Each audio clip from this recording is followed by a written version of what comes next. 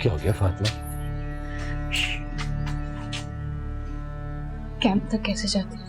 क्यों? तूने कैंप क्यों जाना? मुझे नहीं रशीद, वो वहां एक लड़की छुपी हुई है, अकेली है। अकरम ने बताया कि कैंप वालों को हिंदुस्तान ले जाएंगे। कहाँ छुपी है लड़की? वो उधर खेतों में। ठीक है, उसे यहाँ लिया, रात को छोड़ाएंगे उसे। पर इधर लाके मैं रखूंगी कहाँ?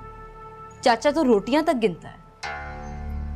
बाहर तो रेल पड़ जाएगी, चाचा की मंजी में अंदर लगा दूंगा। बेबी और सुखी?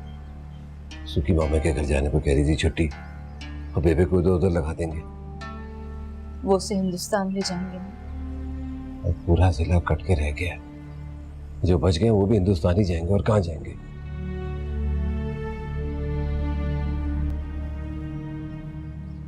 उस बेचारी का तो सारा घर खत्म हो गया ऋषि। यहाँ तो सबकी यही कहानी है फातिमा। बड़ा जुल्म हुआ है ऋषि। बंदा बंदे को खा के, बड़ा ही जुल्म हुआ।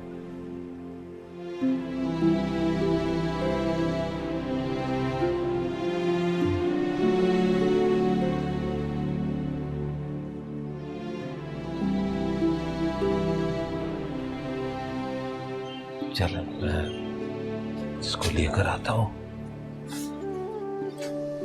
किधर जाना? तू उधर ही रही ना।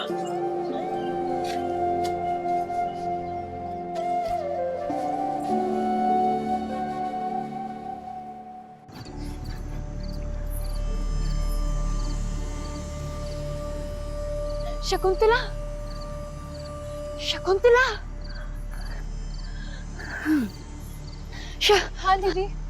तू जल्दी से ये चादर ओढ़ ले और चल मेरे साथ। कहाँ कहाँ लेके जाओगी? पहले घर चल और फिर कैंप चलेंगे। जल्दी चल, जल्दी। आ जाओ, आराम से आ जाओ।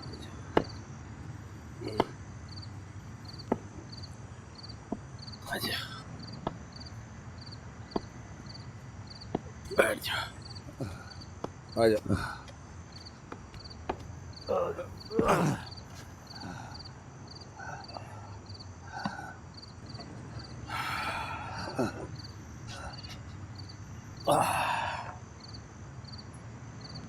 और तेरी वोटी किधर है?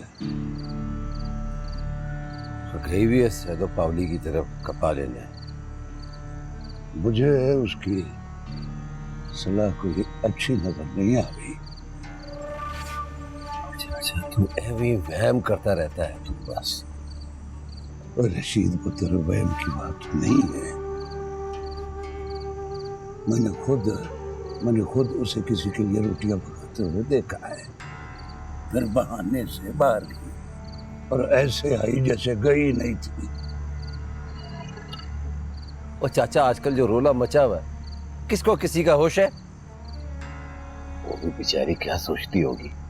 सोचती तो होगी, पर कमलिया अगर निकल गई ना तो सर पे हाथ रख के रोना। देख, तू यहाँ पे रुक जा इस कबाड़े के पीछे। जब सब लोग सो जाएंगे तो मैं फिर आऊंगी, ठीक है?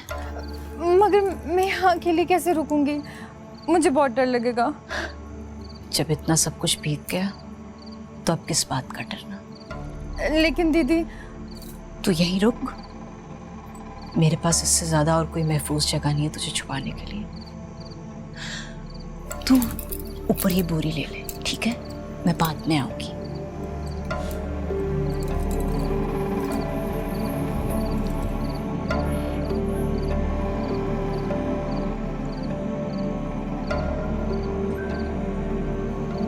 चाचा तो खुद ही तो कहता है, घोड़ी और औरत की लगामें जब तक हाथ में है तो अपनी, फिर किसकी किसे क्या पता।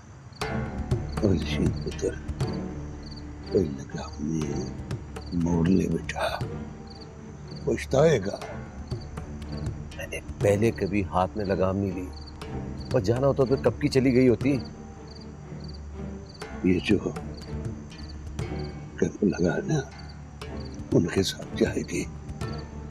अगर मैंने बताया है कि इस कैंप में संदेवार के शाहूकार है,